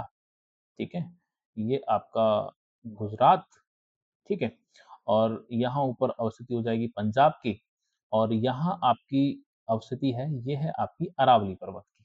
ठीक है साथियों, ये आपकी जो अवस्थिति है ये किसकी है? अरावली पर्वत की, अरावली पर्वत की। तो राजस्थान का जो मैदानी भाग है वो अरावली पर्वतमाला के पश्चिम में है। ठीक है, कहाँ है साथियों? अरावली पर्वतमाला के पश्चिम में स्थित है। ठीक है, अब आगे बात करेंगे इसके ढाल की। तो जो राजस्थान का जो मैदान है, उस मैदान का जो ढाल है वो उत्तर पूर्व से आपका नॉर्थ ईस्ट से वो साथियों किधर है ढाल इसका? साउथ वेस्ट की तरफ। ठीक है, जो इसका ढाल है वो कहाँ है? नॉर्थ ईस्ट से लेकर के साउथ वेस्ट की तरफ है। प्रमुख नदी, राजस्थान के मैदानी क्षेत्र की जो प्रमुख नदी है उसका नाम लूनी नदी है। ठीक है, जो सबसे प्रमुख नदियों में से एक है। झीलें यदि देखें तो शुष्क भाग में वाष्पीकरण के कारण अनेक लवणीय झीलें, जो खारे पानी की मोस्टली झीलें हैं, यहाँ पाई जाती हैं। वर्षा के आधार पर यदि विभाजन करें तो वर्षा के आधार पर इस मैदानी क्षेत्र को पुनः 2 भागों में बांटा जाता है। वर्षा के आधार पर इस मैदानी क्षेत्र को पुनः हम 2 भागों में बांटते हैं। जो पहला जो भाग है उसको हम बोलते हैं राजस्थान, राजस्थान बागड़, राजस्थान बागड़ मैदान। ठीक है, उसको हम बोलते हैं राजस्थान बागड़ मैदान। और जो दूसरा जो मैदान है उसको हम बोलते हैं मरुस्थलीय क्षेत्र। दूसरा जो मैदान है उसको हम किस नाम से जानते हैं? मरुस्थलीय क्षेत्र। तो हमने देखा वर्षा की मात्रा के आधार पर। तो यहाँ से मैं एक लाइन ड्रॉ कर रहा हूँ, आपको मेरे साथ इसमें समझना है। ठीक है, मैं एक लाइन ड्रॉ कर रहा हूँ, यहाँ आपको समझना है। ये जो मैं आपको लाइन बना रहा हूँ, ठीक है, ये लाइन है आपकी 25 मीटर वर्षा रेखा की। ठीक है, ये लाइन है आपकी 25 मीटर, 25 सेंटीमीटर वर्षा रेखा की, सॉरी मीटर नहीं सेंटीमीटर, 25 सेंटीमीटर वर्षा रेखा। ठीक है, तो 25 सेंटीमीटर वर्षा रेखा के पश्चिम वाला जो रीजन है उसको हम बोलते हैं मरुस्थलीय क्षेत्र। ठीक है, और जो 25 सेंटीमीटर वर्षा रेखा के जो पूर्वी वाला रीजन है इसको हम जानते हैं साथियों राजस्थान, राजस्थान बागड़ प्रदेश। ठीक है, या राजस्थान बागड़ मैदान। ठीक है, तो हमने यहाँ राजस्थान के मैदानों को 2 भागों में बांटा। वर्षा की मात्रा के आधार पर जो मरुस्थलीय क्षेत्र है उसमें 25 सेंटीमीटर से कम वर्षा होती है तो उसको हमने मरुस्थलीय क्षेत्र में रख दिया। और जहां 25 सेंटीमीटर से लेकर के 50 सेंटीमीटर के बीच में, साथियों 25 सेंटीमीटर से लेकर के 50 सेंटीमीटर के बीच में जिस क्षेत्र में वर्षा होती है उसको हमने राजस्थान बागड़ मैदान कह दिया। ठीक है, तो आगे देखते हैं। पहला जो है वो आपका राजस्थान का बागड़ है, सेमी एरिड रीजन है। यह क्षेत्र अरावली पर्वत और 25 सेंटीमीटर समवर्षा रेखा के मध्य स्थित है। ठीक है, जैसे मैंने आपको बताया, ठीक है, जैसे मैंने आपको इधर बताया कि 25 सेंटीमीटर रेखा और अरावली पर्वतमाला के बीच जो स्थित है वो पहला मैदान है। ठीक है, इसको हम राजस्थान बागड़ मैदान बोल रहे हैं। इस क्षेत्र में वार्षिक वर्षा लगभग 25 से 50 सेंटीमीटर तक प्राप्त होती है। यहाँ मुख्य रूप से सेमी एरिड जलवायु पाई जाती है। ठीक है, अर्ध शुष्क का जलवायु पाया जाना होता है राजस्थान बागड़ मैदान में। दूसरा बात करेंगे मरुस्थलीय क्षेत्र की, जिसे हम अरिड रीजन भी बोलते हैं, और यह क्षेत्र 25 सेंटीमीटर की समवर्षा रेखा के पश्चिम में स्थित है। यहाँ वार्षिक वर्षा 25 सेंटीमीटर से भी कम होती है। ठीक है, जो मरुस्थलीय क्षेत्र है, जो अरावली पर्वतमाला के जो पश्चिम में स्थित क्षेत्र है, वहां वर्षा 25 सेंटीमीटर से भी कम होती है। यहाँ पूर्णतः मरुस्थल जैसी अत्यंत शुष्क स्थितियां पाई जाती हैं। ठीक है, आगे हम चलेंगे, कुछ अरावली पर्वतमाला से संबंधित फैक्ट्स को देखते हैं, जिसमें हम जानेंगे कि अरावली पर्वतमाला श्रृंखला विश्व की सबसे प्राचीन बलित पर्वत पर्वत यानी कि फोल्ड माउंटेन प्रणालियों में से एक है। वर्तमान स्वरूप में यह केवल एक अवशेष पर्वत यानी कि रेजिडुअल माउंटेन श्रृंखला के रूप में बची है। ठीक है, सबसे पुरानी जो बलित पर्वत श्रृंखला है उसमें अरावली को शामिल किया जाता है। ठीक है, लेकिन अब ये अवशेष पर्वत रह गए हैं। ठीक है, क्योंकि इसका अपक्षय एवं अपर्दन के प्रोसेस से इस पर्वतमाला का दिन प्रतिदिन क्षीण ही हो रहा है। ठीक है, क्षरण ही हो रहा है और उससे ये पर्वतमाला अब किसमें हो गई है? अवशेष पर्वत में यानी कि रेजिडुअल माउंटेन्स में कन्वर्ट हो गई है। यह श्रृंखला गुजरात से शुरू होकर राजस्थान राजस्थान, हरियाणा और दिल्ली तक फैली हुई है। मतलब हम कह सकते हैं कि अरावली पर्वतमाला का जो विस्तार है वो 4 राज्यों में है।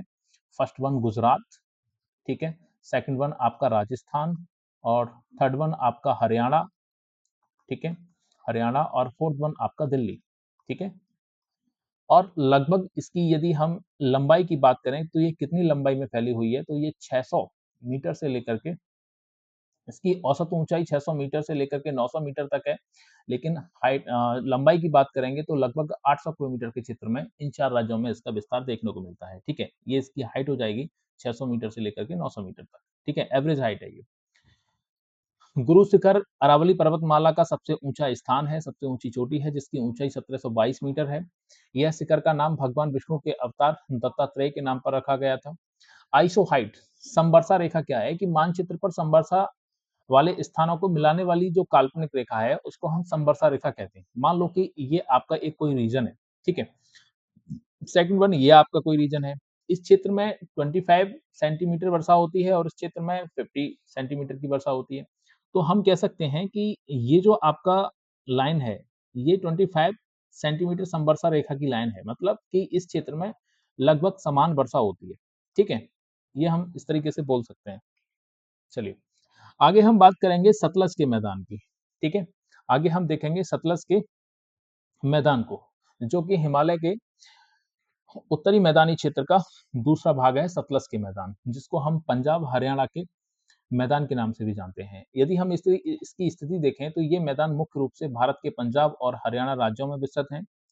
निर्माण देखें तो इन मैदानों का निर्माण मुख्य रूप से राबी, ब्यास और सतलज, ये तीनों ही नदियां सिंधु नदी की सहायक नदी हैं। ठीक है, राबी, ब्यास, सतलज नदियों के द्वारा लाए गए अवसादों से हुआ है। अगर हम सतलज के मैदानी भाग की बात करेंगे तो जो इसका ढाल है वो इस मैदानी भाग का जो सामान्य ढाल है वो उत्तर पूरब से लेकर के दक्षिण पश्चिम है। मतलब कह सकते हैं कि जो राजस्थान मैदान का जो ढाल था वही है आपका। ये नॉर्थ ईस्ट से शुरुआत होकर के ढाल कहाँ है? ये है आपकी साउथ वेस्ट। ठीक है, ये इसका ढाल है। दोआब रीजन क्या होते हैं कि दो नदियों के बीच की जो उपजाऊ भूमि होती है उसको हम दोआब के नाम से जानते हैं। ठीक है, जिसमें बारी दोआब ब्यास और राबी के बीच और विष्ट दोआब आपका ब्यास एवं सतलज नदियों के बीच पाया जाता है। ठीक है, जब दोआब की चर्चा हुई है तो मैं यहाँ सभी दोआबों को आपके साथ में डिस्कस कर लेता हूँ। ठीक है, तो फिर से हम यहाँ एक मैप बनाएंगे और ये मैप हम राजस्थान से शुरू करेंगे, ये हमारा पंजाब, और पंजाब से आगे चलेंगे तो ये जम्मू कश्मीर, ये पाकिस्तान ऑक्युपाइड कश्मीर, और ये आपका लद्दाख रीजन, और आगे इसमें जब हम आएंगे तो ये आपका अक्साई चिन, और नीचे जब आएंगे तो ये हिमाचल प्रदेश, उसके बाद में उत्तराखंड, ये आपके नेपाल की अवस्थिति हो जाएगी, और यहाँ हमारा सिक्किम राज्य, और ऊपर चलेंगे अरुणाचल प्रदेश, और नीचे आपका नागालैंड, मणिपुर, मिजोरम, और यहाँ आपकी अवस्थिति है त्रिपुरा की, ये आपका मेघालय, ये आपका हो जाएगा वेस्ट बंगाल, और कुछ इस प्रकार। ठीक है, तो इसमें हम देखते हैं दोआब क्षेत्र। हम क्या देखने जा रहे हैं साथियों? दोआब। दोआब, मैंने दोआब को बताया कि दो नदियों के बीच का क्षेत्र, दो नदियों के बीच का क्षेत्र। ठीक है, इसे हम दोआब के नाम से जानते हैं साथियों। ठीक है, दो नदियों के बीच के क्षेत्र को हम किस नाम से जानते हैं? दोआब के नाम से जानते हैं। जो दो नदियों के बीच का क्षेत्र है इसको हम दोआब के नाम से समझते हैं। ठीक है, चलो यहाँ है आपका एक ग्लेशियर जिसका नाम है बोकरचू। बोकरचू ग्लेशियर से निकलती है आपकी सिंधु नदी। ठीक है, बोकरचू ग्लेशियर से निकलती है आपकी सिंधु नदी। यहाँ है आपका वेरीनाग। ठीक है, यहाँ से निकलती है आपकी झेलम। ठीक है। और यहाँ से चंद्र एवं भागा नदियाँ दोनों जब आपस में मिल जाती हैं तब उद्गम होता है चिनाब का, ठीक है। और यहाँ आपकी एक नदी है, एक यहाँ रोहतांग दर्रा है और रोहतांग दर्रे के पास में है एक ब्यास कुंड, ठीक है। यहाँ से एक नदी निकलती है ब्यास नदी आपकी, ठीक है। और मानसरोवर लेक, ये आपकी मानसरोवर लेक है। मानसरोवर लेक के दक्षिण में है आपकी राकसताल झील और राकसताल झील से आपकी निकलती है सतलज, ठीक है। राकसताल झील से आपकी निकलती है सतलज, और जो कि आगे चल के ये सब कहाँ मिलती हैं, ये सब साथियों आगे चल के सिंधु नदी में मिल जाती हैं, ठीक है।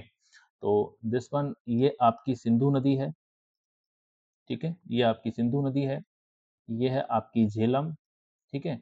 ये है आपकी चिनाब, ठीक है। ये है आपकी चिनाब, और ये है आपकी ब्यास नदी जो कि ब्यास कुंड से निकली है, और इसका नाम है सतलज नदी, इसका नाम है सतलज नदी, ठीक है। तो कुछ द्वाब हैं जो आपसे पेपर में पूछे जाते हैं, और इन द्वाब को आप अच्छे से तैयार कर लेना, ठीक है। तो सबसे ऊपर बात, सबसे नीचे की बात करेंगे, ठीक है। तो इस जो दोआब का रीजन है, जैसे कि हम यहाँ देख पा रहे हैं, जो दोआब का रीजन है वो आपका ब्यास और सतलज के जो बीच में है उसको बोलते हैं बिस्ट, बिस्ट दोआब, ठीक है। इसका नाम क्या है, विष्ट दोआब, विष्ट दोआब, ठीक है। और ब्यास और चिनाब के जो बीच का क्षेत्र है इसको हम बोलते हैं बारी, बारी, बारी दोआब, ठीक है। बारी दोआब, मैं पेन चेंज कर लेता हूँ, थोड़ा सा ब्लर हो रहा है। बारी दोआब, ठीक है। वेस्ट, बारी, और यहाँ आपका ये चिनाब और झेलम के बीच में हो जाएगा विष्ट वारी, और इसको बोलेंगे रचना, रचना। ये तो और ज्यादा ब्लर हो रहा है, चलो यही ले लेते हैं, ठीक है। ये आपका हो जाएगा रचना द्वाब, रचना। इसको बोलेंगे चाज, और इसको बोलेंगे सिंधु सागर, सिंधु सागर, ठीक है। तो सिंधु, झेलम, चिनाब, ब्यास और सतलज, ये आपकी नदियां हैं, ठीक है। और इन नदियों के बीच के रीजन में हम विष्ट बारी, विष्ट द्वाब, बारी, रचना, चाज और सिंधु सागर, ठीक है। तो कभी कभार प्रश्न ये आपसे नॉर्थ से साउथ लगाने के लिए भी आ जाता है दुआबों में, ठीक है। ये क्रम लगाने को पूछ लिया जाता है। अगर हम नॉर्थ से साउथ चलेंगे तो सबसे उत्तर में आपका सिंधु दोआब रीजन है, ठीक है, सिंधु दोआब। फिर आपका चाज है, ठीक है। फिर आपका रचना है, फिर आपका बारी, और फिर है आपका विष्ट, ठीक है। फिर है आपका बारी, फिर है आपका विष्ट, ठीक है। तो इसमें हम देखते हैं जो विष्ट द्वाब है वो ब्यास और सतलज के बीच में है, और जो आपका बारी जो द्वाब है वो आपका रावी नदी के बीच में है। हमने इसमें रावी नदी की बात की इसमें, अरे रावी तो रह ही गया, ठीक है। तो यहाँ हम देख लेंगे, एक मिनट, चुनाव, देखो रोहतांग दर्रे से ही आपकी एक नदी निकलती है उसका नाम है रावी, ठीक है। रोहतांग दर्रे से एक नदी निकलती है इसका नाम है रावी, ठीक है, जो कि चिनाब में जाकर मिलती है। रोहतांग दर्रे से एक नदी निकलती है, इसका नाम है रावी नदी, रावी नदी। तो जो सिंधु दोआब का जो रीजन है ये आपका, मैं मैप में तो दोबारा नहीं बना सकता, सिंधु दोआब है वो आपकी सिंधु नदी, सिंधु नदी और झेलम के बीच में है, ठीक है। और जो चाज दोआब है वो आपका झेलम और चिनाब के बीच में है, ठीक है। और जो रचना दोआब है वो आपका चिनाब, चिनाब और रावी के बीच में है। और जो बारी दोआब है ये आपका बारी दोआब आएगा रावी और ब्यास नदी के बीच में है, और विष्ट दोआब आपका ब्यास और सतलज नदी के बीच में है, ठीक है। तो यहाँ आप ध्यान रखेंगे रोहतांग दर्रे से आपकी रावी नदी का उद्गम होता है, और ये जो रचना दोआब है ये अवस्थिति आपकी यहाँ है, ठीक है। रचना दोआब की अवस्थिति यहाँ है, चाच की अवस्थिति यहाँ है, और सिंधु सागर की अवस्थिति यहाँ है, ठीक है। चलिए कृषि महत्व को देखते हैं। तो अगर हम कृषि महत्व को देखें, चलो कृषि महत्व को देखें तो यह मैदान अपनी गहरी जलोढ़ मिट्टी के कारण अत्यधिक उपजाऊ है। भारत में हुई हरित क्रांति यानी ग्रीन रिवॉल्यूशन का सबसे अधिक लाभ इसी क्षेत्र को मिला है, जिसके कारण यहाँ फसलों की उत्पादकता पूरे देश में सर्वाधिक पाई जाती है। भौगोलिक क्षेत्र सतलज और घग्गर नदियों के बीच हिस्से को मालवा का मैदान कहा जाता है। ठीक है, सतलज और घग्गर घग्गर नदियों के बीच के क्षेत्र को मालवा का मैदान कहा जाता है और यमुना और घग्गर के बीच को हरियाणा क्षेत्र में भिवानी यानी कि भावर क्षेत्र के नाम से जाना जाता है।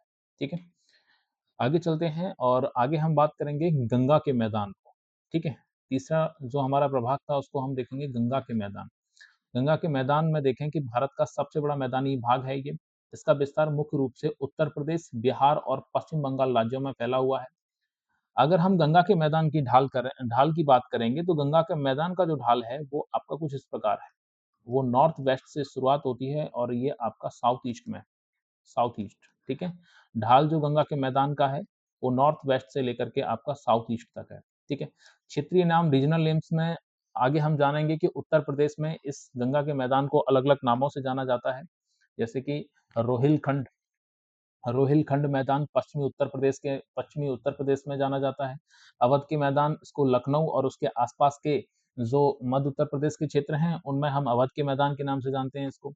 गंगा के मैदान को मिथिला के मैदान के नाम से हम बिहार में गंगा नदी के जो उत्तर का क्षेत्र है, जो आपका बिहार राज्य है, इस बिहार राज्य से ये गंगा नदी प्रवेश करती हैं और यहाँ से गुजरती हैं। गंगा नदी के जो उत्तर का क्षेत्र है इसको हम मिथिला के नाम से जानते हैं। ठीक है, मिथिला का मैदान। ठीक है, और जो मगध का मैदान है वो बिहार में गंगा नदी के दक्षिण का क्षेत्र है, मगध मगध का मैदान। ठीक है, तो आप ध्यान रखेंगे मगध का मैदान बिहार में गंगा नदी के दक्षिण का मैदानी भाग है। बारिंद जो है वो आपका कोसी और महानंदा नदी के बीच का क्षेत्र है। राढ़ जो वो दामोदर और स्वर्ण रेखा नदी के बीच का क्षेत्र है। गंगा के मैदान में यदि हम कृषि महत्व को देखें तो यह क्षेत्र अत्यधिक उपजाऊ है और यहाँ फसलों का सर्वाधिक उत्पादन प्राप्त होता है। ठीक है, आगे बात करेंगे ब्रह्मपुत्र के मैदान की। ठीक है, जो उत्तरी मैदान का फोर्थ प्रभाग था ये ब्रह्मपुत्र का मैदान। इसकी स्थिति मैदान मुख्य रूप से असम राज्य में स्थित है। संरचना यह एक नैरो मैदान है। ठीक है, असम के सादिया से लेकर धुबरी तक लगभग 650 किलोमीटर की लंबाई में यह मैदान फैला हुआ है। अगर हम चौड़ाई को देखें तो यह समतल मैदानी क्षेत्र की औसत चौड़ाई लगभग 100 किलोमीटर है। ढाल को देखें तो इस मैदानी क्षेत्र का ढाल नॉर्थ ईस्ट से साउथ वेस्ट की ओर है। इसका जो ढाल है वो आपका साथियों ब्रह्मपुत्र नदी आपकी अरुणाचल प्रदेश से प्रवेश करती है और असम में होते हुए ये बांग्लादेश में आपकी होते हुए ये बंगाल की खाड़ी में गिरती है। ठीक है, तो जो ब्रह्मपुत्र नदी का जो ढाल है वो आपका नॉर्थ ईस्ट से साउथ वेस्ट है। ठीक है, नॉर्थ ईस्ट से क्या है साथियों, साउथ वेस्ट है। तो जो ब्रह्मपुत्र के मैदान है इसका भी जो ढाल है वो उत्तर पूर्व से लेकर के दक्षिण पश्चिम की ओर है।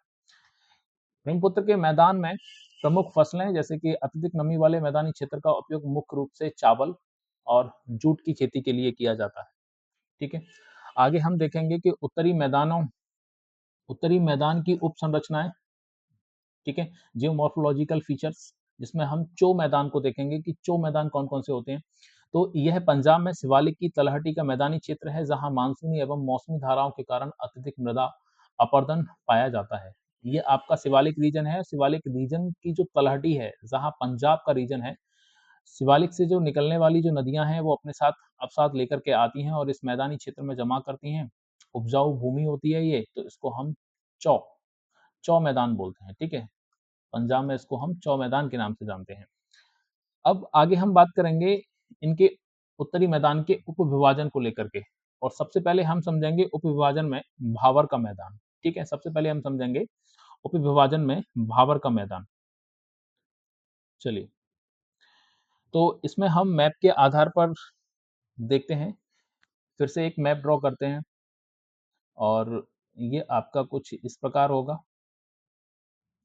ये राजस्थान का रीजन हो जाएगा, इधर पंजाब, और ये आपका जम्मू, ये पाकिस्तान ऑक्युपाइड कश्मीर। ठीक है, और ये आपका लद्दाख, और यहाँ हिमाचल प्रदेश, नीचे आएंगे उत्तराखंड, और आगे चलेंगे ये आपका नेपाल, ये सिक्किम, ये भूटान, अरुणाचल प्रदेश, और इधर नागालैंड, मणिपुर, मिजोरम। ठीक है, आगे चलेंगे तो ये आपकी त्रिपुरा की अवस्थिति हो जाएगी, और ये आपका वेस्ट बंगाल, और कुछ इस तरीके से। ठीक है, हम उत्तर भारत के मैदान के उप विभाजन को देख रहे हैं। तो ये आपकी सीरीज है। ठीक है, जहां से हमने शिवालिक सीरीज से लेकर के और ये कुछ इस तरीके से हमने उत्तरी मैदानी भाग को देखा। ठीक है, ये कुछ इस तरीके से। ये जो क्षेत्र है ये है आपका उत्तर मैदानी क्षेत्र, उत्तर मैदान, उत्तर मैदानी क्षेत्र। ठीक है, अब इसके हम उप विभाजन को देख रहे हैं, उप विभाजन को देख रहे हैं। और इसके उप विभाजन में पहला हम देखेंगे भाबर, भाबर का मैदान। दूसरा हम देखेंगे तराई, तराई। तीसरा हम देखेंगे इसमें आपका वांगर। ठीक है, और चौथा हम देखेंगे इसमें खादर। ठीक है, और फिफ्थ हम देखेंगे डेल्टा क्षेत्र। ठीक है, फिफ्थ हम इसमें देखेंगे आपका डेल्टा क्षेत्र। तो इसमें यदि हम देखें आगे, तो यहाँ से हम शुरुआत करेंगे। तो मैं एक लाइन ड्रॉ कर रहा हूँ, जो कि ये आपका रीजन है, ये आपका भाबर का मैदान हो जाएगा। ठीक है, ये भाबर का मैदान हो जाएगा। इधर हम आएंगे, ये आपका तराई रीजन हो जाएगा। ठीक है, और यहाँ से जब हम आगे बात करेंगे तो ये हो जाएगा आपका बांगर का क्षेत्र, और ये जो क्षेत्र होगा ये आपका खादर होगा, और ये जो क्षेत्र है ये आपका डेल्टा क्षेत्र हो जाएगा। ठीक है, ये आपका डेल्टा क्षेत्र हो जाएगा, और इसको हम नाम देंगे आपका भाबर। ठीक है, इसको हम नाम देंगे भाबर, भाबर का मैदान, भाबर का मैदान। ठीक है, और इसको हम नाम देंगे तराई, तराई क्षेत्र, तराई क्षेत्र। ठीक है, और सी जो पार्ट है इसको हम नाम देंगे खादर, खादर क्षेत्र। ठीक है, और ये फोर्थ वन इसको हम नाम देंगे बांगर, बांगर क्षेत्र। ठीक है, तो ये हमने उत्तरी मैदान के उपविभाजन को देखा। यहाँ हमने उत्तरी मैदान के, उत्तरी मैदानी क्षेत्र के, उत्तरी मैदानी क्षेत्र के उपविभाजन को देखा। ठीक है, उत्तरी मैदानी क्षेत्र के उपविभाजन को। ठीक है, तो इसको हमने 5 भागों में बांटा, भाबर, तराई, बांगर, खादर और डेल्टा। ठीक है, तो कुछ इस प्रकार हमारा डायग्राम रहेगा। मेरे साथ साथ आप डायग्राम पर प्रैक्टिस करें। ठीक है, क्योंकि मोस्टली ज्योग्राफी को जब आप मैप के अकॉर्डिंग अपना तैयार करोगे तो ये लॉन्ग टाइम मेमोरी में कन्वर्ट हो जाएगा। ठीक है, चलो तो शुरुआत करते हैं भाबर के मैदान की। और भाबर के मैदान में हम जानेंगे कि यह शिवालिक के दक्षिण में उसके समानांतर 8 से 10 किलोमीटर की चौड़ाई में फैली एक संकरी पट्टी है। भाबर के जो मैदान की चौड़ाई है वो लगभग कितनी है, वो है 8 से 10 किलोमीटर। नदियों द्वारा पर्वतों से नीचे उतरते समय लाए गए कंकड़ पत्थर और बड़े मलबे यहाँ जमा हो जाते हैं। ठीक है, इस क्षेत्र की सरंद्रता, सरंद्रता मतलब पोरोसिटी, इतनी अधिक होती है कि छोटी नदियां, धाराएं धरातल से गायब या विलुप्त हो जाती हैं और भूमि के अंदर बहने लगती हैं। ठीक है, यह क्षेत्र किसी के लिए अनुपयुक्त है।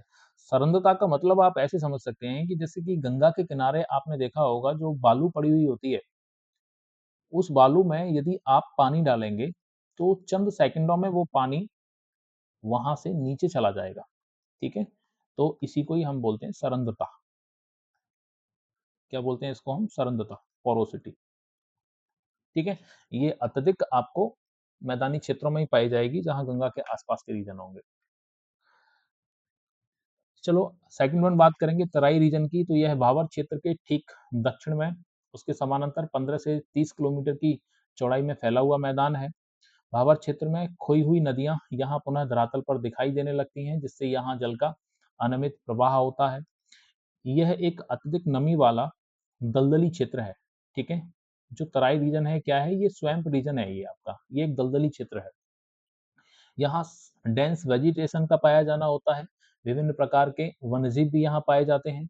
वर्तमान में पंजाब और उत्तर प्रदेश के तराई क्षेत्रों को साफ करके यहाँ बड़े पैमाने पर कृषि की जा रही है, और उन कृषि में विशेषकर गन्ना की खेती और चावल की खेती यहाँ की जाती है। ठीक है, आगे बात करेंगे खादर रीजन की। तो नदियों के द्वारा जो बाढ़ के मैदान निर्मित होते हैं, मान लो कि कोई भी एक नदी है जो इस तरीके से है। ठीक है, अब इस नदी में जो बाढ़ निकल कर आ रही है, यानी कि जो बाढ़ आई और बाढ़ से जो जल का जो प्रवाह है वो अपने तटों से बाहर निकल गया। ठीक है, तो इसके साथ जो भी नए अवसाद होंगे वो इस क्षेत्र में जमा हो जाएंगे, और फिर से जब बाढ़ का यानी कि नदी का पानी कम हो जाएगा तो फिर से अपने ये तटबंधों के अंदर बहेगा। तो इस वाले क्षेत्र को ही हम बोलते हैं खादर। ठीक है साथियों, इस क्षेत्र को हम किस नाम से जानते हैं? खादर के क्षेत्र के नाम से जानते हैं, क्योंकि ये नवीन जलोढ़ अवसादों से निर्मित मैदान होते हैं।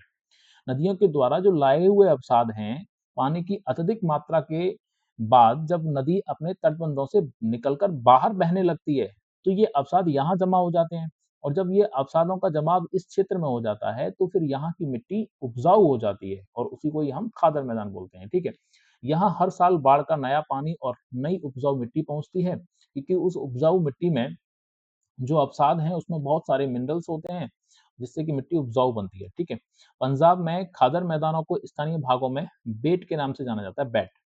जो पंजाब में जो खादर के मैदान हैं उनको हम बैट के नाम से जानते हैं। ठीक है, ये अत्यंत उपजाऊ मैदान है, और कृषि के दृष्टिकोण से देश में सर्वाधिक उत्पादकता इसी क्षेत्र में पाई जाती है। ठीक है, तीसरे नंबर पे बात करेंगे बांगर क्षेत्र की। तो नदियों के बेसिन से दूर स्थित पुराने जलोढ़ अवसादों द्वारा निर्मित उच्च भूमि के मैदानों को बांगर कहा जाता है। यहाँ बाढ़ का पानी सामान्यतः नहीं पहुंच पाता। अब देखो बांगर रीजन को समझो। मान लो कि किसी एक ये नदी का प्रवाह है जो अपने तटबंध के अंदर है। अब नदी का प्रवाह यहाँ ना होकर के कुछ इस तरीके से यहाँ तक आ रहा है, यानी कि अब उसमें नदी में जल कम हो गया है, तो ये जो क्षेत्र है, ये वाले जो क्षेत्र हैं इसको हम बांगर क्षेत्र कहेंगे। ठीक है, इन क्षेत्रों को हम किस नाम से जानेंगे साथियों? बांगर, बांगर क्षेत्र के नाम से जानेंगे, क्योंकि नदी अब अपने साथ जो जल प्रवाहित करके ला रही थी, अब उसकी मात्रा कम हो गई है, यानी कि नदी अब इस क्षेत्र में ना बह करके अब सिर्फ इतने क्षेत्र में बह रही है। ठीक है, तो जो रीजन पहले जहां नदी बहती थी अब वहां नदियां नहीं बह रही हैं, तो उसको क्षेत्र को बांगर के नाम से जानते हैं। ठीक है, बांगर क्षेत्र की मिट्टी में कैल्शियम की गांठें पाई जाती हैं, जिन्हें स्थानीय भाषा में कंकर कहा जाता है। पंजाब के मैदानों में बांगर क्षेत्र को धया, ये आप ध्यान रखेंगे, बैट कहा जाता है किसको? खादर रीजन में। ठीक है, खादर के क्षेत्र को पंजाब में बैट कहा जाता है, और बांगर के क्षेत्र को पंजाब में धया कहा जाता है। यह भी उपजाऊ मैदान है, यहाँ सिंचाई के माध्यम से अच्छी कृषि उत्पादन होता है। ठीक है, आगे बात करेंगे भूर क्षेत्र की। तो बांगर क्षेत्र में जहां अत्यधिक हवा या पानी के कारण ऊपरी महीन मिट्टी का अपरदन हो जाता है, और वहां नीचे की दानेदार बलुआ बलुआ भूमि दिखाई देने लगती है, जिसे हम क्या कहते हैं? भूर कहते हैं, और मुख्य रूप से शुष्क बांगर क्षेत्र में पाई जाती है। मान लो कि यही आपका रीजन है बांगर क्षेत्र। अब यहाँ नदी के आसपास की जो भूमि है ये तो उपजाऊ है, और यहाँ जो आपकी जो वेस्ट में जो इधर भूमि है ये आपकी क्या है? ये शुष्क भूमि है, और शुष्क भूमि को ही हम यहाँ भूर के नाम से जान रहे हैं। ठीक है, इसी को ही हम भूर भूर मैदान के नाम से जान रहे हैं। ठीक है, क्योंकि यह शुष्क बांगर क्षेत्रों में पाई जाती है। अब लास्ट वन बात करेंगे डेल्टा रीजन की। तो डेल्टा रीजन में हम देखें तो महासागरों या समुद्र में गिरने से ठीक पहले नदी की गति अत्यंत धीमी हो जाती है, और वह विभिन्न वितरकाओं यानी कि डिस्ट्रीब्यूटीज जो होती हैं उनमें विभाजित हो जाती है, जिसमें उपजाऊ डेल्टा का निर्माण होता है। ठीक है, मान लो कि कोई भी एक नदी, ये इस तरीके से इसका बहाव है। अब यहाँ से जब जल आ रहा है तो बहाव काफी स्पीड के साथ है, और अपने जो अवसादों का डिपोजिशन है वो यहाँ भी करती जा रही है, और अवसादों को साथ पानी के बहाव में आगे भी लेते जा रही है। लेकिन जैसे जैसे उस डेल्टा रीजन में पहुंचेंगी जहां नदियां अपना जल बे ऑफ बंगाल में या फिर अरेबियन सी में अपना जब गिराने को होती हैं, तो जो अवसाद होते हैं वो नदियों के मुहाने पर यहाँ जमा करना शुरू हो जाती हैं। ठीक है, तो इस क्षेत्र को ही हम बोलते हैं डेल्टा रीजन। ठीक है, इसको हम बोलते हैं डेल्टा क्षेत्र। गंगा ब्रह्मपुत्र डेल्टा क्षेत्र भारत के उत्तरी मैदानों का भाग ही अंतिम विस्तार है। इस डेल्टा क्षेत्र में पाई जाने वाली उच्च भूमि को चौ मैदान, ठीक है, चौ मैदान कहा जाता है। क्या कहा जाता है साथी? चौ मैदान कहा जाता है, जहां मानव बस्तियां बसी हुई होती हैं। इस डेल्टा प्रदेश में पाए जाने वाले निचले दलदली या तराई क्षेत्रों को व्हील के नाम से जाना जाता है। जो व्हील क्षेत्र है ये कई बार पेपर में शब्दावली पूछने को आ जाती है कि चो मैदान किन्हें कहा जाता है। ठीक है, तो चो मैदान बेसिकली डेल्टा क्षेत्र में पाई जाने वाली उच्च भूमि है। बील क्षेत्र किसे कहा जाता है? तो डेल्टा प्रदेश में जो निचले दलदली क्षेत्र हैं उनको हम बील बील के नाम से जानते हैं। ठीक है, उच्च ज्वार उच्च ज्वार के दौरान ये बील पानी में डूब जाते हैं, और इन बील क्षेत्रों का उपयोग बड़े पैमाने पर जूट की खेती और मत्स्य पालन के लिए किया जाता है। ठीक है, तो आगे बढ़ते हैं। तो आज की क्लास को हम यहीं रखेंगे, और कल की क्लास में हम आगे कंटिन्यू करेंगे। फिर से मेरा आप सभी साथियों से अनुरोध है कि हमारी इस क्लास को ज़्यादा से ज़्यादा विद्यार्थियों तक शेयर किया जाए। जो भी यूपीपीएससी आयोग के द्वारा आगामी परीक्षाओं में बैठने वाले हैं, उन तक ये वीडियो पहुँचे। ठीक है? धन्यवाद।